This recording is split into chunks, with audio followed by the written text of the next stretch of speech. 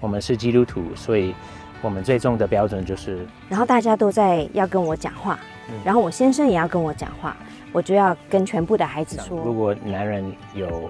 要当一个领袖，最好是他要。那我觉得这个对我们的婚姻带来非常正面、非常大的影响。当先生一回来，如果一直在滑手机，一直在看，因为他很想要放松，然后太太就会。那我们就要选择我们的战场 ，choose your battles。嗨，大家好，我是 Steven。嗨，我是季芳。今天是我们结婚16周年，我们今天很高兴能够再拍一个浪漫散步 Q&A。那今天的主题是跟婚姻有关系，我们要跟你们分享什么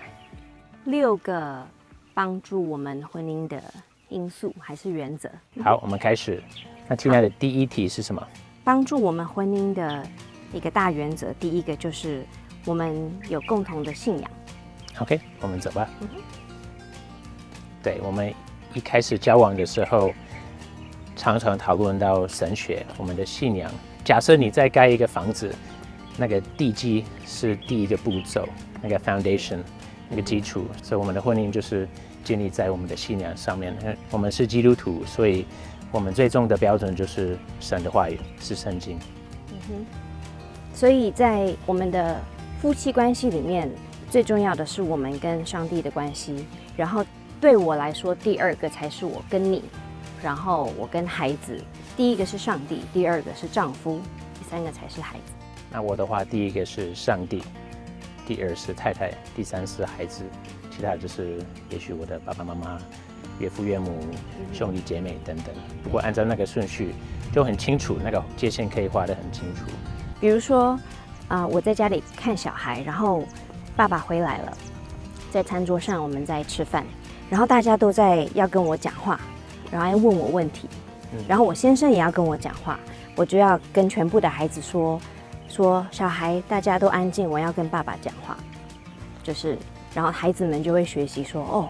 妈妈的优先顺序是爸爸第一。Yes， 如果婚姻是很健康，爸爸妈妈的关系很健康的话，孩子会有安全感，所以不要觉得说，哦，因为这些孩子是比较弱的，所以他们需要我全部的专注。所以信仰价值观非常重要，这方面如果有合一的话，你一碰到困难，无论是经济的压力，还是孩子学习的压力，还是碰到疫情、战争，无论是任何的挑战，你跟太太，你跟你的配偶有同一个标准，同一个盼望。好，现在换第二个就是离开父母与妻子联合。曾经有在创世纪一开始的时候，创造亚当跟夏娃的时候，就说男生结婚的时候要离开父母跟妻子，变成一体。对，所以一样的就是太太也要完全的离开娘家，在情感上，在金钱上，就是这个关系要断得干净，要很健康。不是说结了婚以后，我其实还有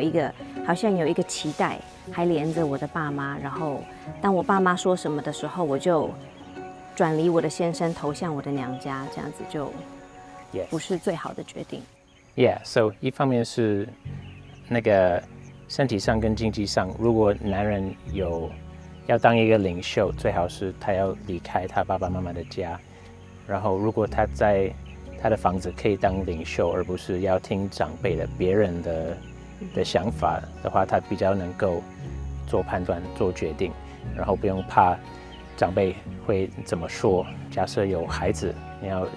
考虑到孩子要在哪里读书，还是要在家自学，什么大的决定的话，如果你跟长辈住在一起的话，其实会很难做决定。所以当我们夫妻要是在家里有关孩子、有关我们自己的关系有一点争执、有吵架沟通的时候，就习惯不要马上跑回娘家，还是跑回公婆家，双方不要马上跑去告诉自己的爸妈我们吵架然后发生什么事情。需要自己学习自己沟通第一，要是不行的话，可以找一些比较成熟的朋友帮助你们沟通。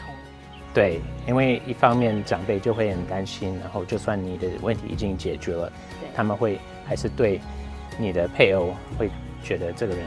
不好，他对我的女儿的儿子不好，最好是找比较属灵的长辈，还是比较成熟的人，情感上面不要依赖爸爸妈妈。然后我知道很多爸爸妈妈想要祝福他们的孩子，所以会说，哦，你们现在租房子，这个算是浪费钱，我们这样子好了，我们给你钱，头期款你去买房子，然后不过你买房子就是要让我们跟你们一起住，还是我们要给你车子，还是无论是什么，不过如果有很多的条件包含在里面，其实这个会变成一种依赖，然后孩子不会学习独立。如果碰到经济的压力的时候，如果需要爸爸妈妈来帮助，还是每次有问题的话去找爸爸妈妈，就变成一种依赖。那一样的，如果爸爸妈妈离你很近，如果没有健康的距离的话，他们可能会有试探。每次你碰到问题的话，他们会来救你。要保持健康的距离。如果父母支援很多在经济上面的需要，那他们在你的儿女的重大决定还是家庭的重大决定的时候，有的时候就没有办法夫妻一起决定，而是跟随爸妈的决定，那就会造成家里有一些冲突。Yes， 所以那个试探很大。比如说，你觉得我要买房子，没有办法赚够的钱可以买房子，所以也许我跟爸爸妈妈一起住，还是怎么样？不过你还是要学习独立，不要依靠爸爸妈妈。这个是离开父母跟妻子变成一体的原则。对，我们有完全的自由，然后当我们比较紧的时候，也学习比较苦，然后自己一起撑过来，这样子。Yeah， 一方面我爸爸妈妈在美国，离我们很远，然后你爸爸妈妈在别的城市，所以也可以在同一个城市。不过我觉得那个你的房子需要是你可以完全的有 privacy 有隐私，然后可以做大的决定。好，第三个是有关沟通。我们沟通有一些原则，就是如果我们有任何的冲突的话，一定会在当下或用最快的速度把这个冲突还是这个伤害谈清楚，意思就是不会冷战。Yes， 不过这个之前我们怎么培养健康的沟通关系呢？就是尽量可以每天有习惯，每天跟你的配偶聊天，讨论家庭的事情，20分钟、30分钟。如果这个变成一种文化，而不是偶尔一次，一个礼拜一次，还是但有问题的时候你才开始讨论一些大的事情的话，会比较健康。每天提出来家庭的状况，关心彼此，问彼此 How is your day? How are you doing? 你最近在想什么？为什么？我可以怎么帮助你？然后太太有先生关心，比如说全职妈妈，孩子最近怎么样？然后有哪几个孩子有什么样的状况需要爸爸的介入，还是支援，还是警戒 ？Yeah， 对。你可以想象一个船长，他如果就关在他的房间，没有出来关心到船的那个水手的状况，还是船的状况，还是天气什么的，其实那个船迟早会有问题。一样，如果是一个老板，他在经营一个公司，他需要常常开会，然后问他下面的人，最近状况怎么样？有没有什么问题我们需要面对？所以一样，一个家庭，如果先生跟太太有培养一个沟通，每天沟通的习惯，这个会让你们的婚姻、你们的关系更强壮。对，然后如果真的要吵架的话，不要冷战。Yes， 他很累的时候，两个一边打哈欠一边讲到完。那如果真的太累了，如果夫妻两个人有共识说好，我们先睡觉一下，明天早上一醒来就马上谈，这样子也可以。Yeah， 只是尽量不要冷战。然后我觉得像女生如果觉得很委屈，然后先生都不谈的话，心里面就会很那个受伤会发酵，然后就会很苦毒。Yeah，然后事情过比较久，就比较难谈。对，而且以前的事情，也许你们以前有吵架过，然后很伤彼此，如果你就放在那里没有再碰的话，人家可能会觉得哦，不要碰，会比较安全。其实那个伤口还在。对，那最好是迟早去找人帮你们解决，可以谈出来那些东西。不过谈好了，沟通好了，彼此饶恕之后，不要再一直提出来之前的伤，因为那个是恶性循环。沟通很重要。好，然后接下来第四个原则是跟别人学习。那我觉得这个对我们的婚姻带来非常正面、非常大的影响。无论是比较直接的跟你周围的人，还是跟作家透过书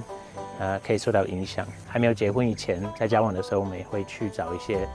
我们蛮 look up to， 还是 look up to 我家庭，们很尊敬还是很敬佩的一些家庭。所以也许他们已经有孩子，他们年纪比我们大了，然后已经走过来了，所以我们就会去邀请我们自己去他们的家，说我们可不可以过来跟你们学习怎么沟通，还是问他们一些比较严肃的问题。对，所以比如说我们是跨文化，那我们在结婚以前就有去找，也是台湾太太、美国先生的家庭，他们孩子都长大了，那我们有跟他们谈说跨文化的婚姻会不会碰到什么挑战啊，他们就可以分享。对，所以无论是我们讲跨文化的家庭，还是教育，在家自学，因为我们都不是自学的家庭长大的，还是关于家庭，避孕，还是关于经济，其实很多的话题是非常重要的。那我们结婚前，然后也刚刚结婚的时候，还在努力去找人帮助我们。如果你等到问题发生的时候，你才去找别人帮忙的话，有的时候问题会变得更大。所以我们就提早去问一些我们蛮尊重的人。那我们还会一起找一些书可以读，像我生养儿女的话，我就会选一些育儿的书来读。那我们的夫妻关系也可以找一些夫妻关系的书，来一起读。所以那个也许是我们在晚上聊天呢30分钟期间的时间，也会一起看书。也许我念一部分，然后我们就一起讨论，不用每天很长的时间，然后可以好的讨论婚姻、育儿、神学、经济，然后这样子慢慢的你会发现，其实两个人都一起有很大的收获，会越来越有合一，因为头脑里面所想的东西都是蛮类似的。那现在也有一些线上课程，其实也可以夫妻一起上。Yes， 对，所以线上课程也很鼓励，如果你没有找到。第4个就是跟别人学习，无论是直接面对面跟他们学习，还是透过书。好，第5个原则是要对媒体很警醒，爸爸妈妈要对媒体很警醒。我长大的过程当中有看很多电视，打很多电动，那我知道我对媒体的软弱，很容易成瘾，很难拒绝。所以我们结婚前有讨论要不要有电视。那如果有电视的话，条件是什么？我们一结婚的时候就下了一个决定说，好，如果有电视，那我们就放在别的房间，然后不要借第4台，我们就借着 DVD， 偶尔我们可以全家一起看电影。我们家有电视机本身，不过放在一个旁边的小房间里面。那偶尔我们就去找一些东西来看。以我们的状况，我们知道爸爸是很喜欢看电视，他愿意，我们一结婚的时候他愿意说好，我们不要把电视放在客厅。那我觉得这个一个很大的帮助就是我们在生活的空间，在客厅、餐厅的时候，我们的 focus 不会一直转到那个大的电视，所以我们的 focus 会在我们的家人身上。对啊，因为我也很喜欢看电视，所以放在外面，然后其实很多小孩，那我最轻松的方法就是放一个 DVD 进去，然后我就可以休息。所以把电视移开，让孩子们自己玩是很好的。那父母就是要辛苦一点。对。那另外一个媒体就是先生和太太用手机的时间，很多的夫妻的争执还是沟通，常常是先生或太太去工作，还是在家里照顾小孩很累的时候，一直拿手机就一直滑，因为他有一个马上的脱离现实，然后就有一个放松的感觉。那当先生一回来，如果一直在滑手机，一直在看，因为他很想要放松，然后太太就会有一种气在里面，觉得好像要帮忙还是什么，所以那个媒体夫妻可能要沟通一下，那个当先生回到家里，然后太太看到先生回来的时候，使用手机的时间还是讲好孩子去睡觉之后再开始用。那他很好，他就是他 Steven 非常的自我节制，所以他用的手机是很旧的，然后它里面用的是预付卡，然后没有网路，所以常常也找不到，因为我很少开。其实我大部分工作就是用电脑，所以其实人家要联络我就联络我太太。一方面，别人很难找到我。你有很多孩子的话，其实这个是一件好事情。他们要联络我，要用 email， 要用慢的科技。如果真的是紧急的事情，可以打电话给我太太。对，那你呢？那我是有手机，然后有吃到饱，所以有的时候如果我看得太厉害的话，我的亲爱的老公也会提醒我说，要不要等到小孩去休息还是去睡觉以后，我再比较多看讯息还是回资讯这样子。Yeah， 或者是娱乐，对不对？如果是看一些好看的东西，还是看韩剧，对。Yeah， 其实彼此，我也是用电脑，然后我也要提醒自己说，就算我在家里上班，我的电脑在办公室里面，其实很容易忘记，这个是家庭时间，然后跑去房间去看 NBA highlights 还是什么的，还是看一些新闻。So， 我们跟你们分享这个的目的不是说你们家里不能有电视，不能有手机，不过就是跟你们分享，我们发现我们在这些方面比较弱。如果你发现你婚姻受到媒体的伤害吗？还是影响负面的影响的话，也许可以开始画一些界限，也许把电视定一个时间，全家可以一起看。还是手机家庭时间吃饭的时间，手机放在别的房间，还是关掉，等到孩子去睡觉，还是你跟你的配偶已经聊了30分钟后，你才去开始使用。不过很多人就是一下班回到家的时候，那个压力很大，会开始滑，我们可以了解，所以也许需要有点 transition time。不过最好 transition 就是也许去洗个澡，吃个饭，换一个衣服，然后就认真陪孩子，等到你最重要的工作结束了，包括关心你的配偶、照顾你的孩子之后，剩下来的时间你可以用电视、用手机这样子。对，所以我们分享其实不是说我们做得很好，是这一个也是我们的挣扎，也是在学习。所以有的时候越界了，我们要再拉回来，然后彼此提醒，要有谦卑受教的心。对，也许上一辈的试探是看电视，不过至少那个电视是很大的，还不能放在口袋，也不能带出门，还是去上洗手间，不是在那边一直看电视，对不对？没有电视在厕所，所以现在大家都关在厕所很久，玩 game 还是什么的 ，so 对 要警醒 ，OK。不过我害喜的时候很痛苦，然后快活不下去的时候。就是他就说好，那你就先这个看一下没关系，看一下，这个算是一种文化的学习，对不对？学习韩国的文化，韩国文化。其实这些媒体是中立的，你也可以用它学很多东西，不过要很精心，然后自我节制，然后要特别小心我们的孩子没有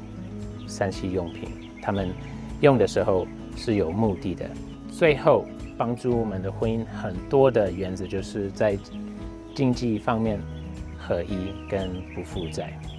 那所以我们两个结婚的时候，我们两个的银行里面的钱也会结婚。怎么结呢？就是把两边的钱通通都放在一起。那将来他赚的钱，然后我有的钱，